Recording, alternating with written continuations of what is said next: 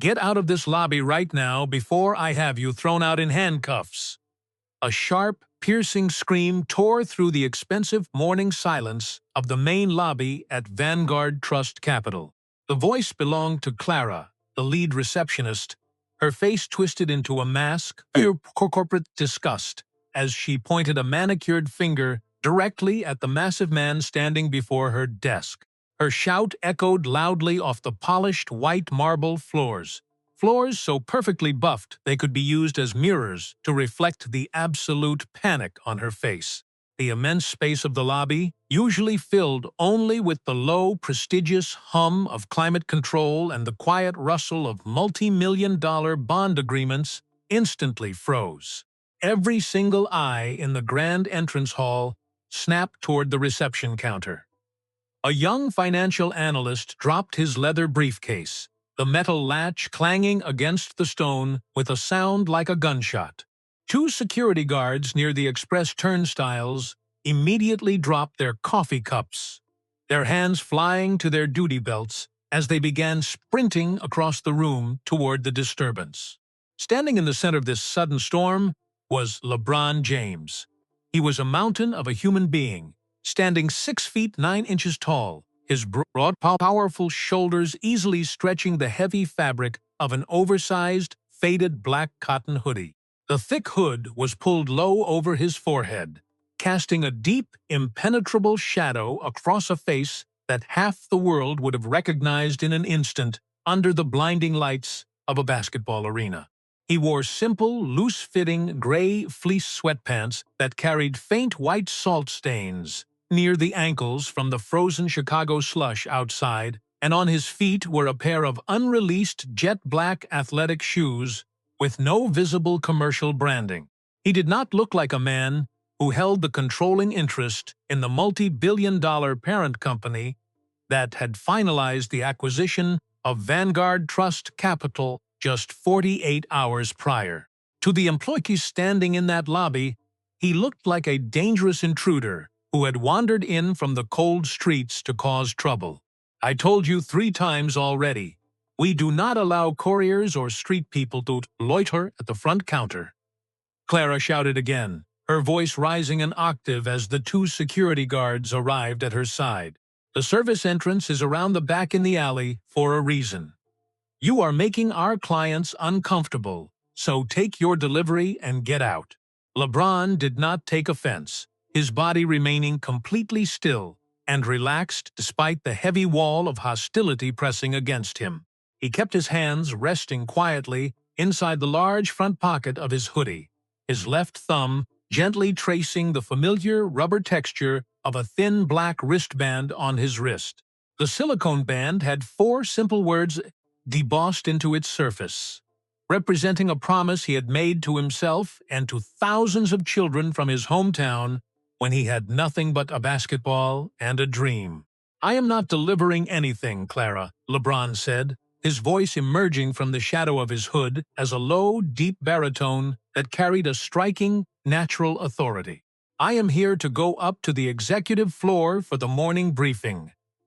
The lead security guard, a broad-shouldered man named Miller, stepped directly into LeBron's personal space, his chest puffed out and his leather duty belt creaking loudly as he placed his hand on his heavy black flashlight. Miller looked up at the massive man, his eyes flashing with a mixture of professional arrogance and instinctive physical fear.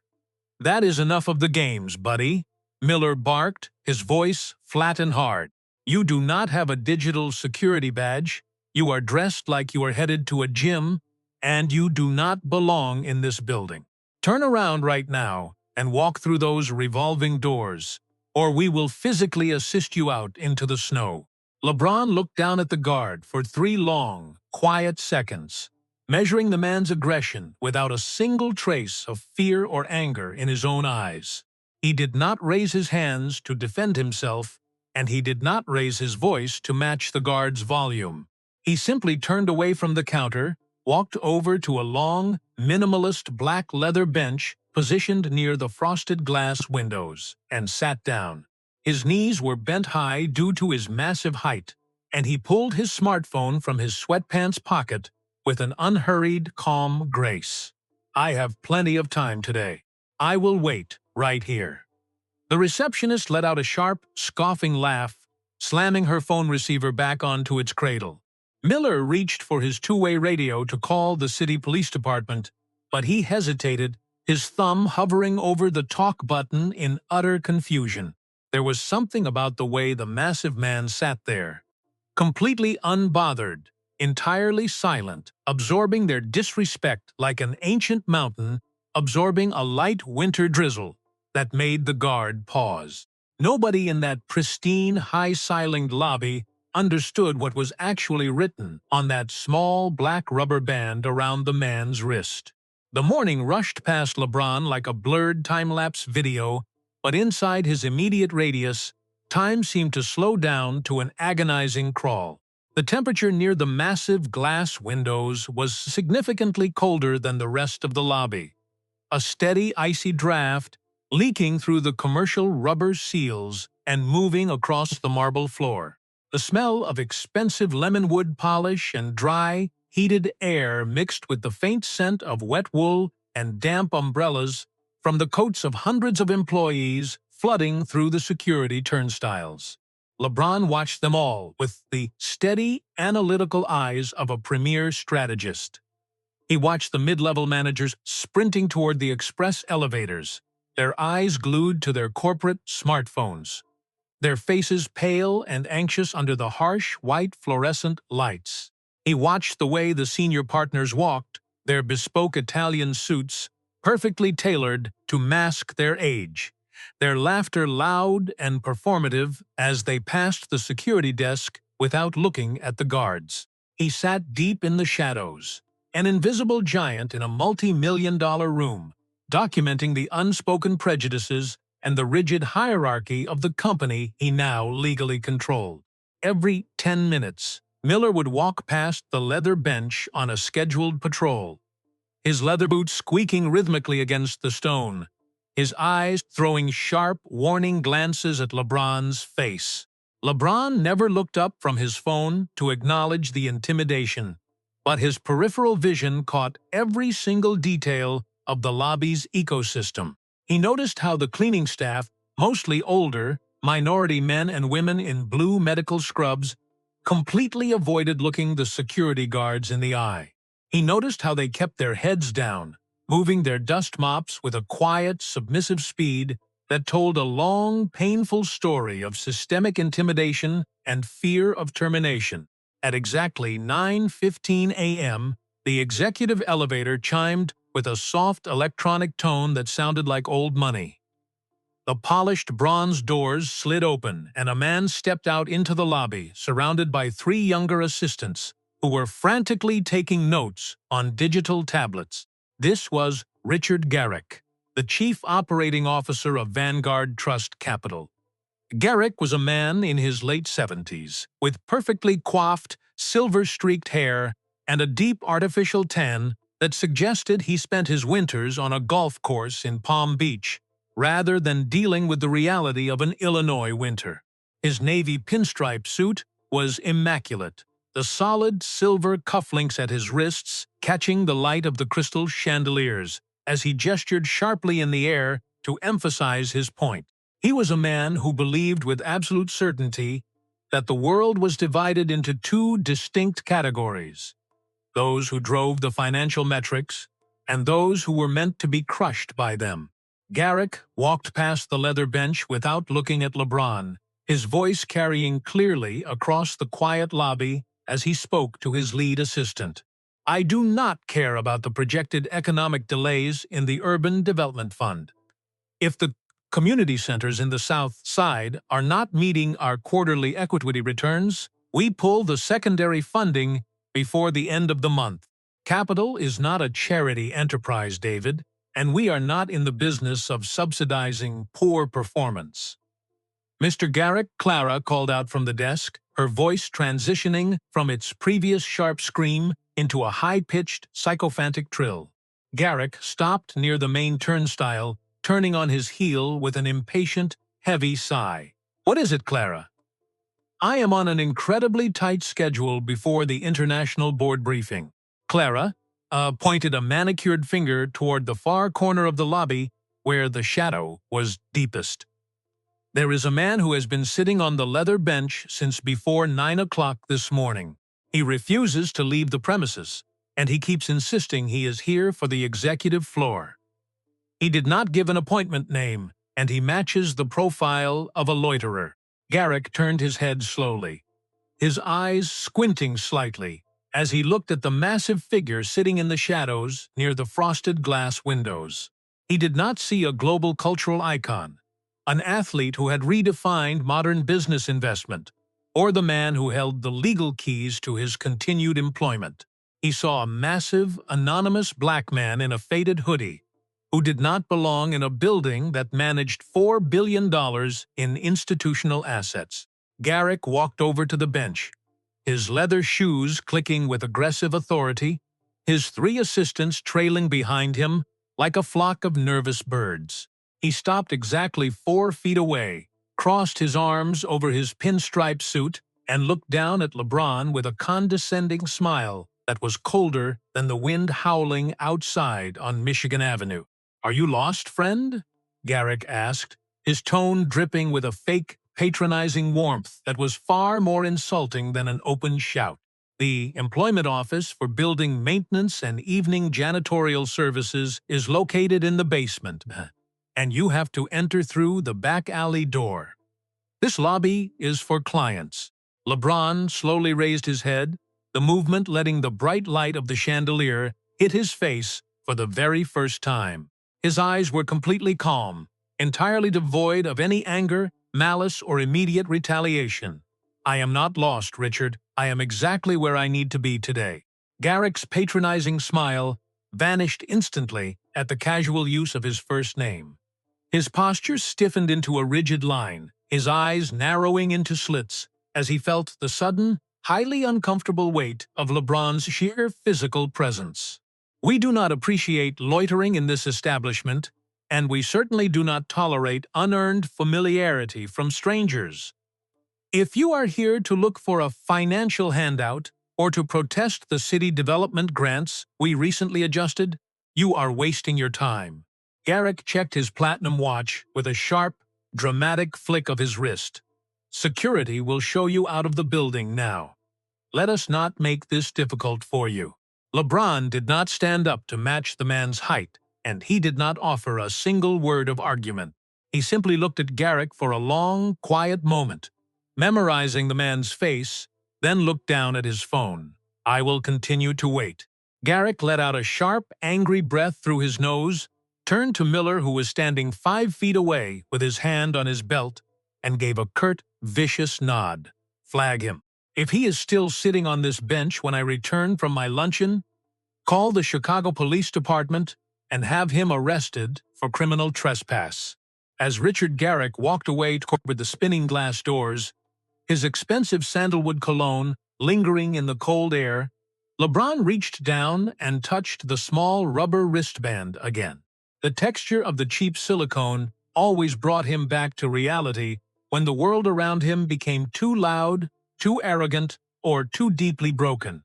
He looked through the massive glass windows at the gray Chicago sky, the snow beginning to fall in thick, heavy flakes that dissolved the moment they touched the hot city pavement. His mind traveled back more than 25 years, away from the polished white marble and the multi-billion-dollar portfolios of the Loop. He was back in Akron, Ohio, standing in the freezing gravel outside a dilapidated apartment complex, while his mother, Gloria, argued with a hostile landlord who was throwing their meager belongings into wet cardboard boxes on the curb. He remembered the bitter smell of kerosene heaters and damp carpets. He remembered the look on the faces of the city officials when his mother went to ask for a temporary extension on their food assistance. The exact same look of cold, bureaucratic dismissal that Richard Garrick had just given him in the lobby.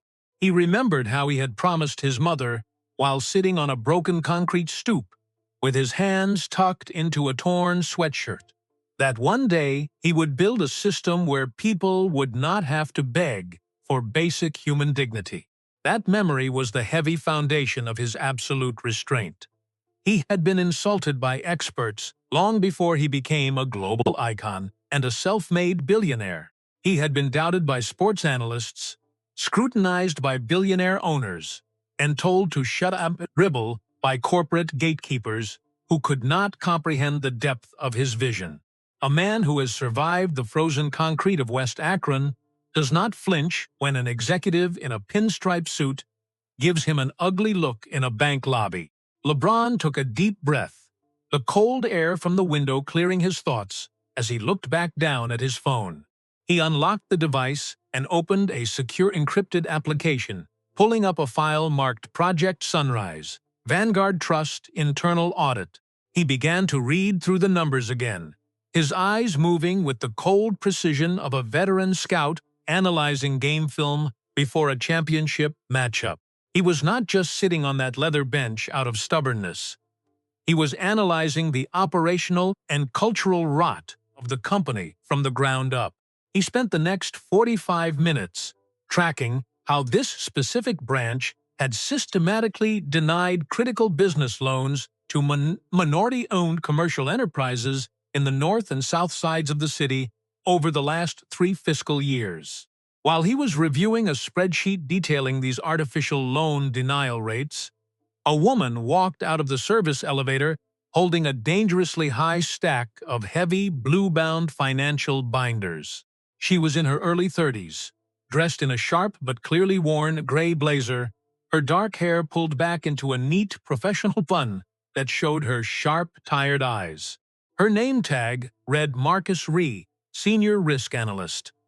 Marcus moved with a quiet, efficient speed, but her face carried the heavy, unmistakable exhaustion of someone who worked 80 hours a week, only to see men in expensive suits take the credit for her intellect.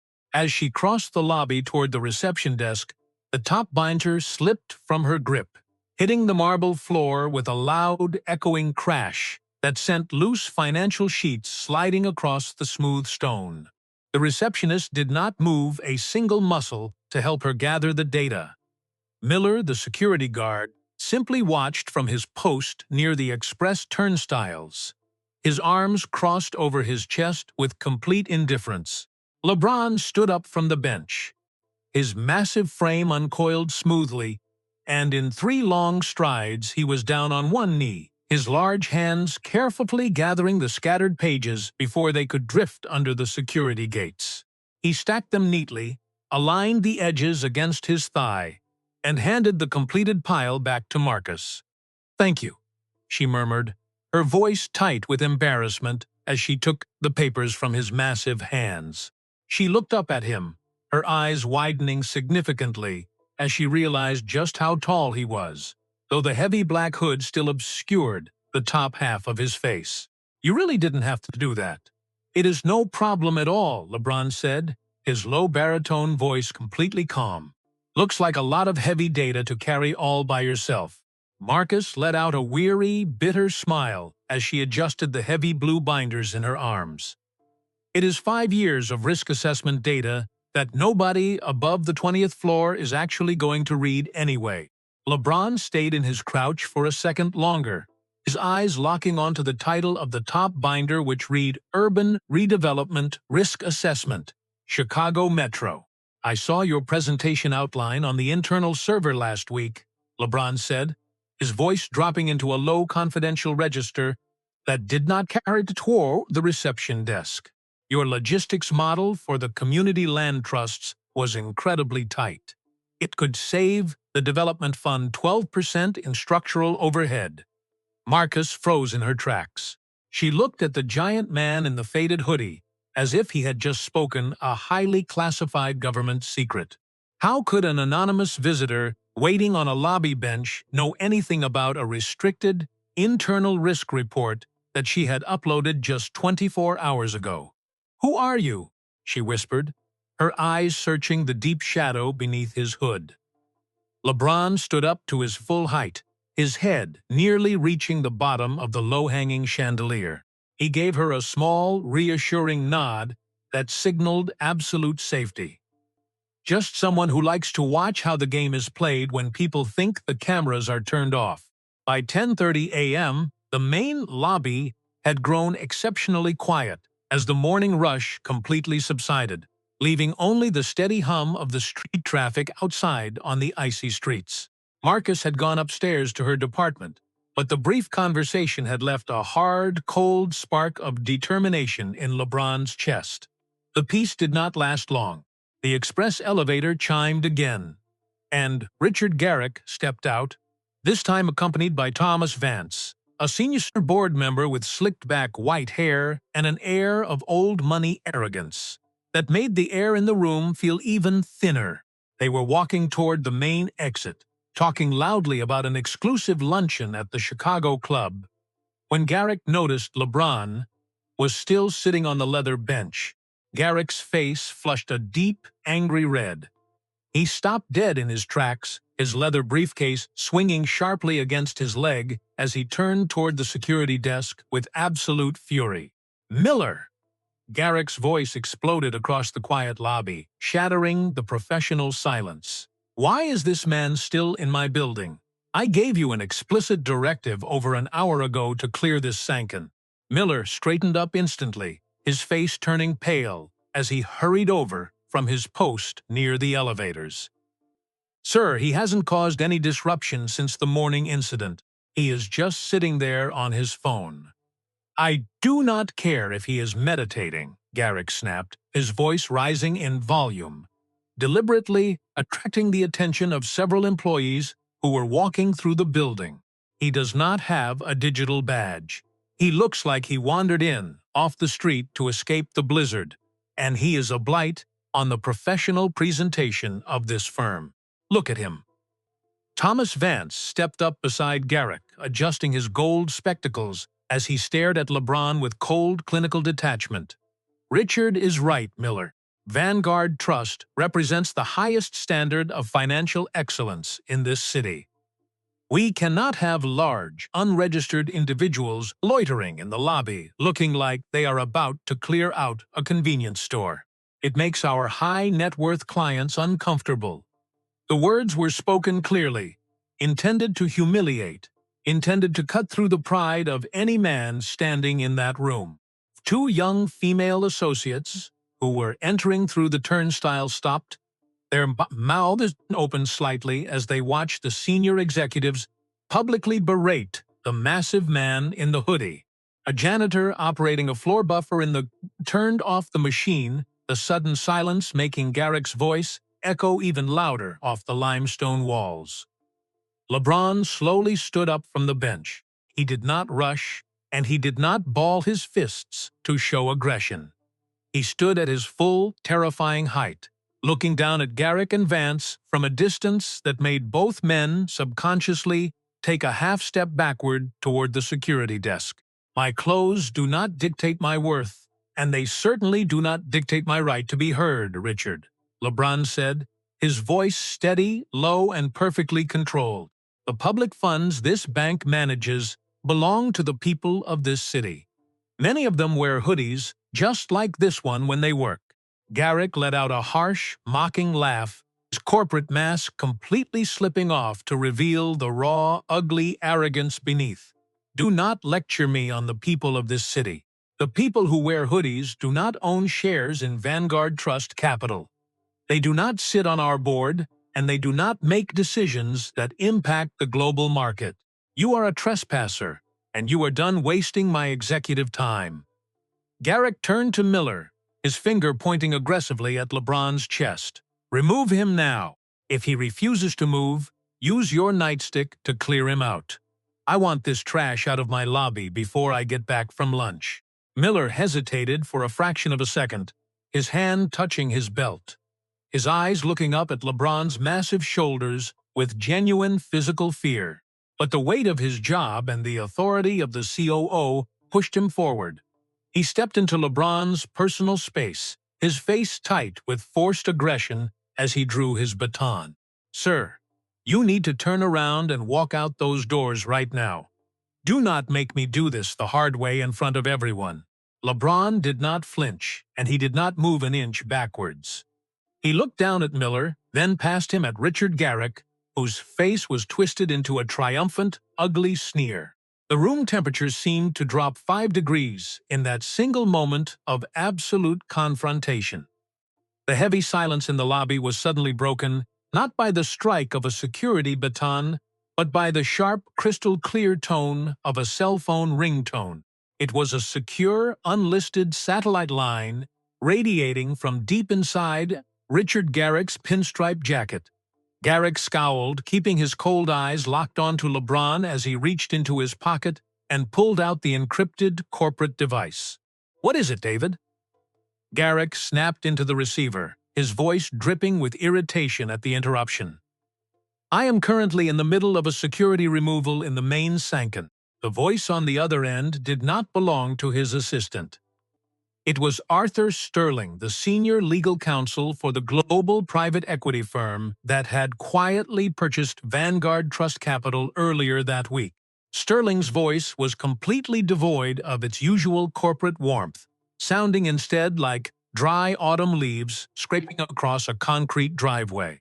"Richard, stop whatever you are doing right now and listen to me very carefully," Sterling whispered, his breathing heavy and erratic through the digital line. "We have a catastrophic operational situation. The majority stakeholder of our new parent company has bypassed the official press reception and is currently inside your building conducting an unannounced cultural audit." Garrick laughed nervously, adjusting his silk tie as he took a step away from LeBron's massive frame. "Arthur, you must have miscalculated the timeline. The board told me the new owner was scheduled to arrive by private jet next Friday. We have already prepared the executive welcome suite and the ceremonial champagne." "He is already there, Richard," Sterling interrupted, his voice dropping into an octave of absolute panic that made Garrick's stomach instantly turn to ice. He refused the corporate limousine. "Our IT department just detected that an administrative profile with absolute security clearance was activated from a device located inside your ground floor lobby exactly 2 hours ago. He has been pulling internal personnel files, loan denial registries, and minority hiring data directly from your local server." Garrick's hand began to shake slightly, the platinum watch on his wrist catching the cold light of the chandelier. He turned his head back toward the leather bench, his eyes traveling up the gray sweatpants to the faded black cotton hoodie. "Arthur, what is the owner's name?" Garrick asked, his voice suddenly dropping into a strained, dry whisper. "The name on the acquisition deed is LeBron James," Sterling said. "Do you understand what I am telling you, Richard?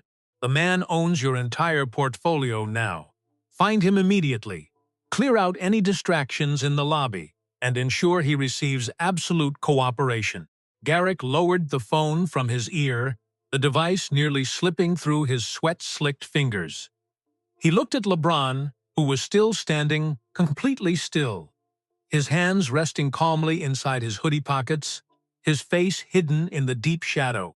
The triumphant, ugly sneer on Garrick's face dissolved into a mask of pale, hollow terror.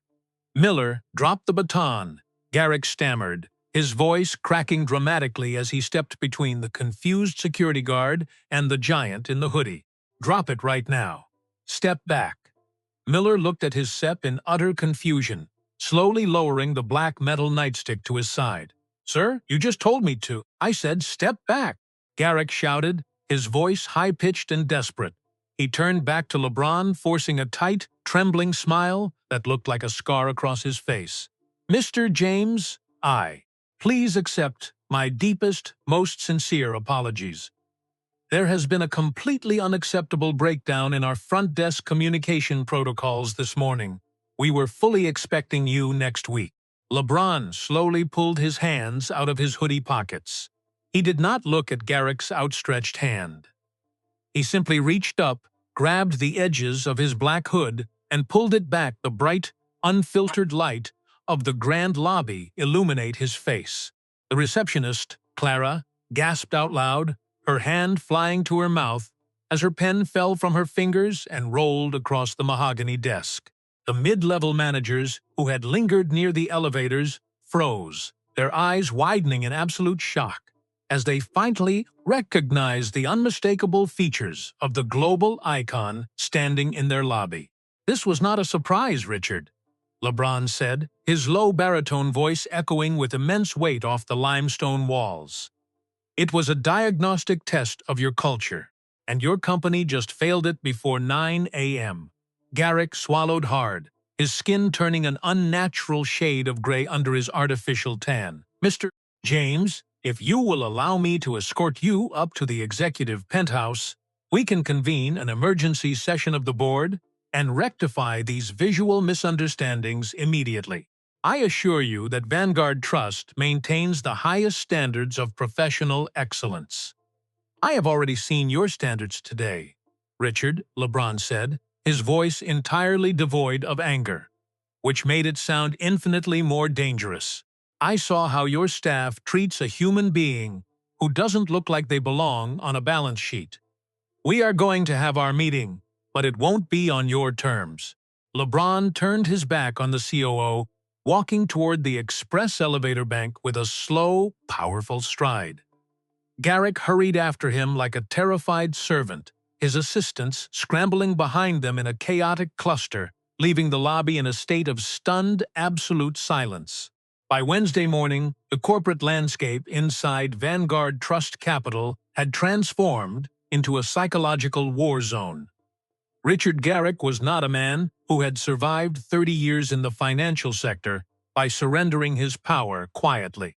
He knew that LeBron James held the financial keys to the institution.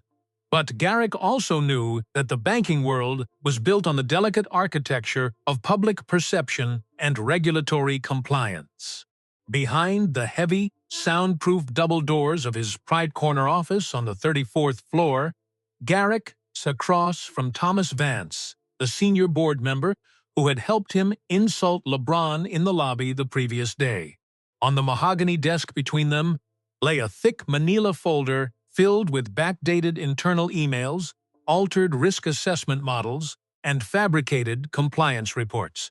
"He is going to strip us of our authority," Thomas, Garrick hissed, his fingers digging into the leather of his armchair as he stared out the floor-to-soiling windows at the Chicago skyline. "He didn't come here to invest. He came here to conduct a social experiment, and he is going to use that analyst Marcus Ree to completely dismantle our urban credit structure." Vance took a slow sip of his scotch, his white eyebrows knitting together in a cold, calculating line. "Then we take away his leverage before the quarterly shareholder conference on Friday. We control the documentation, Richard. If the media believes that his unannounced entrance was not an audit, but an unethical attempt to manipulate credit allocations for his own private charities, the board can call for a temporary suspension of his administrative voting rights pending a regulatory review." Garrick opened the folder, his eyes scanning a doctored spreadsheet that showed Marcus Ree's digital signature attached to an unauthorized transfer of internal risk data to an external server.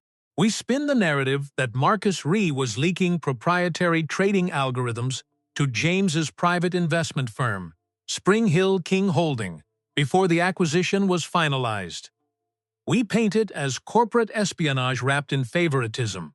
It is elegant, and it is vicious," Vance murmured, a cruel smile returning to his old face. "By the time the legal team untangles the digital timestamps, the media will have already buried his reputation on the front page of every financial journal in the country. A billionaire athlete cannot afford a federal insider trading scandal.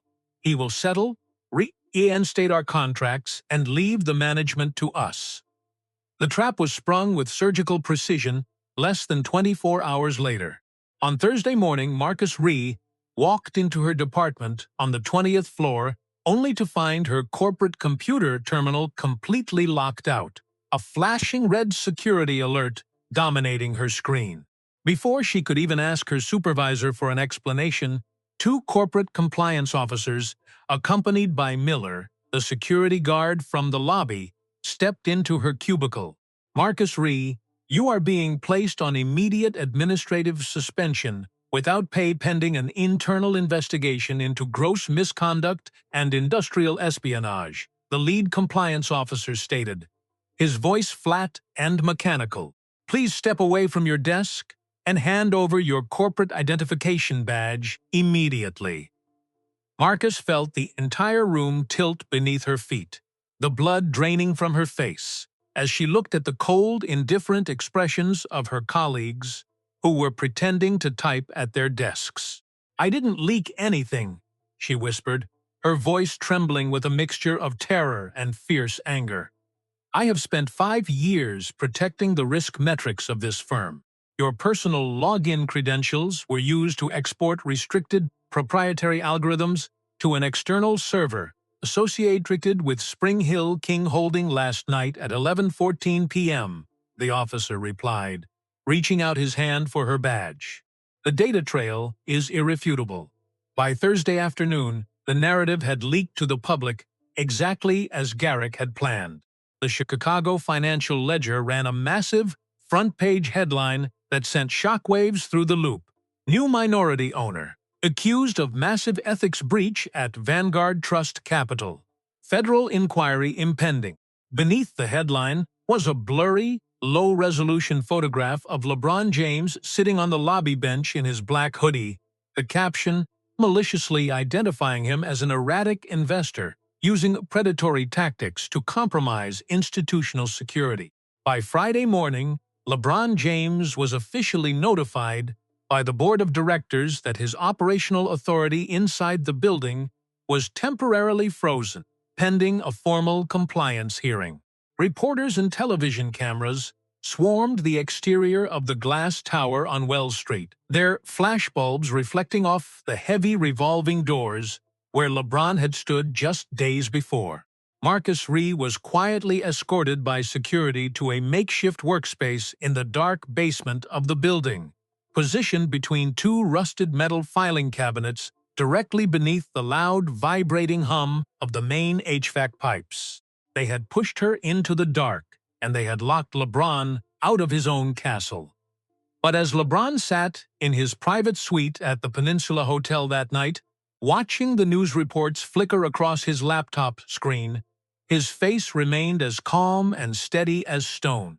They thought the version of him in the hoodie was the easiest one to destroy, because they could not understand that real power does not require the permission of a corporate board to execute justice. Vanguard, Trust Tree, Pot T4. TXT for 12 long days, LeBron James completely disappeared from the public eye. He issued no defensive press releases, granted no exclusive television interviews, and engaged in no frantic damage control across his massive social media platforms.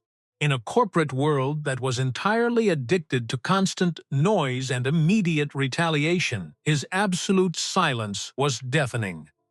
Inside the executive suites of Vanguard Trust Capital, Richard Garrick began to walk through the carpeted hallways with his old, familiar swagger.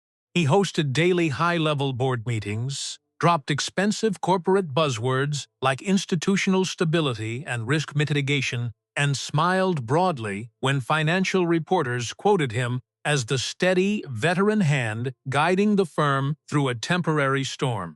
But beneath the polished exterior, Garrick could not shake a growing, ice-cold feeling that LeBron's silence was too intentional, too calculated, like a premier general waiting for his opponent to overextend their lines on the battlefield. Meanwhile, Marcus Ree was living through the brutal fallout of the frame job, stripped of her senior title and relegated to manual data entry in the humid basement. She received the kind of cold, pitying glances from passing staff that made her question her own professional worth and the 5 years of sacrifice she had given to the firm. Then, on a dark Thursday morning, she found a thick manila envelope sitting on her keyboard. Inside were hundreds of pages of system printouts, encrypted Slack logs, digital timestamp audits, and metadata trails showing exactly when and how her personal risk assessment models had been altered from Richard Garrick's private IP address. At the very bottom of the final audit sheet, written in firm, elegant handwriting, were 4 simple words. You were never alone, JC. That very afternoon, Marcus met LeBron James in a private rented co-working space on the top floor of an old brick warehouse overlooking the frozen Chicago River. He sat at a wooden table dressed in dark jeans and a plain black wool sweater, looking completely at peace as the snow drifted past the window behind him. I honestly thought you had abandoned the fight, Marcus said, her voice shaking slightly as she placed the manila folder on the table between them. I was quiet, Marcus, LeBron replied, his deep baritone voice carrying a calm, immovable weight that instantly steadied the room. There is a massive operational difference between being defeated and being quiet. Why didn't you fight back 2 weeks ago, when the newspaper headline dropped? Why let them drag your name through the mud for 12 days? LeBron looked at her steadily, his large fingers gently tracing the edge of his black rubber wristband. Because if I had responded immediately to their false accusations, it would have been an emotional, defensive reaction. They were expecting that because that is how desperate men play the game. They weaponized false perceptions, Marcus, but I am about to weaponize the absolute truth. He turned his laptop toward her, revealing an incredibly organized, secure, digital evidence dashboard. It contained Garrick's deleted emails, Thomas Vance's private offshore financial transactions, and the raw server log proving that Marcus's credentials had been backdated and forged after she had logged off for the night. Every single thread of the conspiracy was mapped out with undeniable cryptographic timestamps and sworn witness statements from the IT contractors who had refused to go to prison for Garrick's ambition. This is not just a defense case, Marcus whispered, her eyes wide as she realized the scale of the trap LeBron had built in the dark. This is a complete war. No, LeBron said softly, a hard, cold smile finally touching his lips for the first time in weeks. This is not a war. This is a day of reckoning. You do not win a championship by shouting louder than your opponents in the media. You win by executing the game plan so perfectly that they cannot even stand up when the clock hits 0. The grand ballroom of the Hilton Chicago buzzed with intense anticipation on Friday morning. Hundreds of institutional investors, financial media reporters, and board members had gathered for what they believed was just a routine quarterly review and an official statement regarding the pending ethics inquiry. Richard Garrick stood confidently near the microphone at the front of the stage, adjusting his silk pinstripe suit, his voice carrying its usual polished charm as he exchanged pleasantries with the front-row stakeholders. He is definitely not showing up today, Thomas Vance muttered from the side of the stage, checking his gold pocket watch with a smug grin. Our legal team blocked his security access to the building's garage an hour ago. It is completely over for him. The main house lights dimmed, and Garrick stepped up to the podium, clearing his throat as the television cameras focused on his face. In the last few weeks, Vanguard Trust Capital has experienced a period of profound organizational transition, internal recalibration, and intense structural renewal, Garrick began, his voice filled with rehearsed gravity. But through every challenge, this executive team has proudly upheld our core tenets of institutional integrity and financial excellence. We have rooted out internal corruption to ensure that, except that is an absolute lie. A voice rang out from the very back of the ballroom, cutting through Garrick's speech like a physical blade. Heads snapped, turned instantly, the collective gasp of 500 people echoing through the massive hall. The television cameras swung around frantically, their lenses adjusting to focus on the towering figure walking down the center aisle. LeBron James strode forward in a perfectly tailored, charcoal gray Tom Ford suit, his chest out and his head held high, looking every bit the global titan he was. Marcus Reeve followed closely behind him, carrying a high-tech remote control and a black leather binder marked Exhibit A. LeBron reached the stage, looked Richard Garrick directly in his pale eyes, and then turned his body to face the stunned crowd of investors. "My name is LeBron James, and I am the majority stakeholder of Vanguard Trust Capital.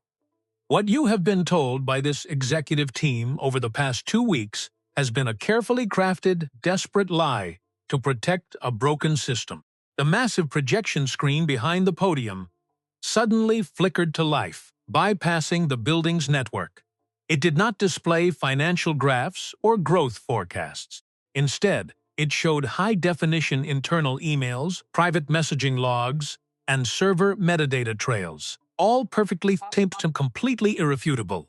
"This," LeBron said, pointing a massive hand at the screen, discussing an internal memo from Richard Garrick discussing how to systematically deny commercial credit to Black and brown business owners' historical profile because they didn't match the firm's historical profile. Click.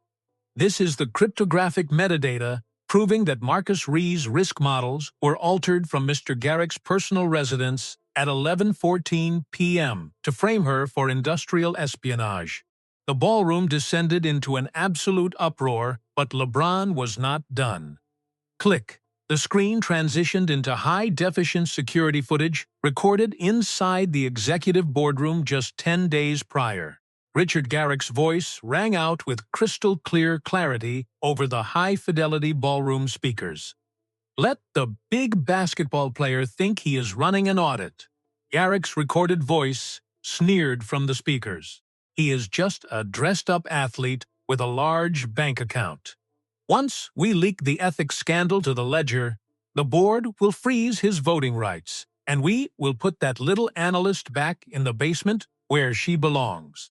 An absolute, paralyzing silence swept over the ballroom like a tidal wave. Garrick's face went entirely white, his hands trembling violently against the edges of the wooden podium as he felt the sudden, catastrophic shift in the room's gravity. LeBron let the silence settle for 5 long seconds before he spoke again, his voice dropping into a softer, deeply human register that carried immense moral weight. "They did not just try to embarrass me because I wore a hoodie into my own company," LeBron said. "They tried to completely erase people like Marcus Ree, people who show up every single day, give their absolute best to this city, and are systematically silenced by an invisible ceiling that these men pretend does not exist."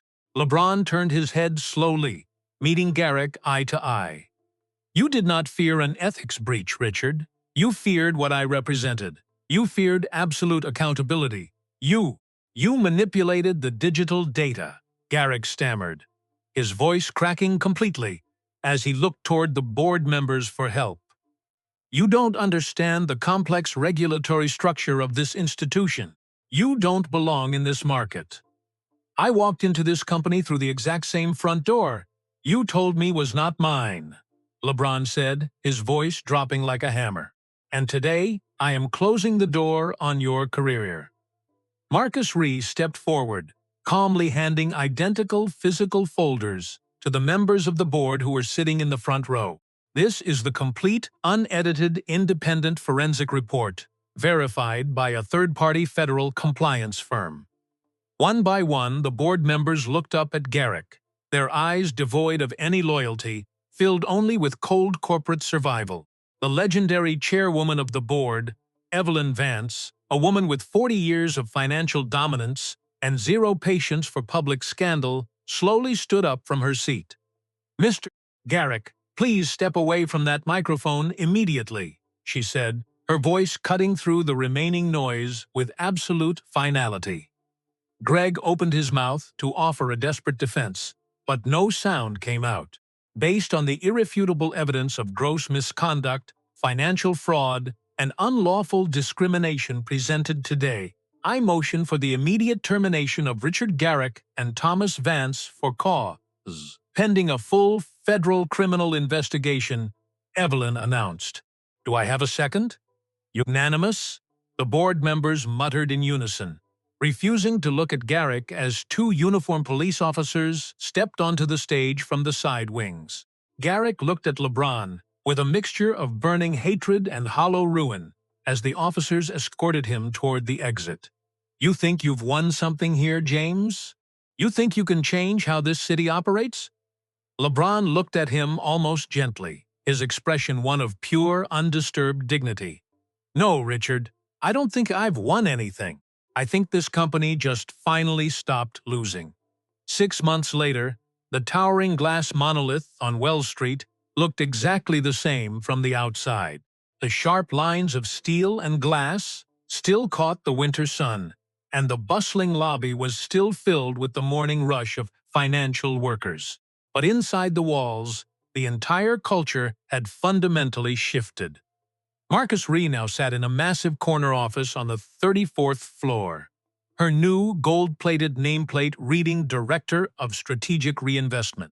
The exclusive leadership advancement flyers that had once featured only a single insular circle of executives had been replaced by transparent, merit-based community development initiatives that funded businesses across every single neighborhood in Chicago, regardless of zip code or background. LeBron James had kept his word, executing a vision of justice that was not about personal revenge, but about building a sustainable system of human respect. Richard Garrick had quietly disappeared from the financial sector entirely, his name ruined by a pending federal indictment for corporate fraud. But the true victory wasn't his absence from the building. It was the vibrant, undeniable presence of the voices that had been silenced for far too long. The final scene of the journey took place on the building's open-air rooftop deck, the breathtaking Chicago skyline stretching out in a sea of stone and glass behind them. Marcus found LeBron standing near the edge of the glass railing, his broad shoulders resting against the metal as the cold winter wind picked up around him. He had his hands tucked into the pockets of a brand-new charcoal wool overcoat, but on his left wrist, the thin black rubber band was still clearly visible. "Why did you choose to endure that humiliation in the lobby on the first day?" Marcus asked, standing beside him as the city lights began to flicker on in the early twilight. "You could have walked in with 10 security guards and a $1,000 suit, and they would have bowed to you instantly." LeBron took a quiet moment, looking out over the grid of the city he had vowed to protect. "Because if I had walked in wearing a suit, they would have shown me their best behavior," he said, his voice low and deeply reflective. "But by walking in wearing a hoodie, they showed me exactly who they were when they thought nobody important was watching." Truth doesn't have to yell to be heard, Marcus. It just has to arrive when the world is finally tired of the lies. Marcus smiled, a tear freezing slightly on her cheek as she looked at the giant beside her. "Well, they definitely heard you." "This wasn't just about changing a bank, Marcus," LeBron said, turning to look at her with an absolute, quiet certainty.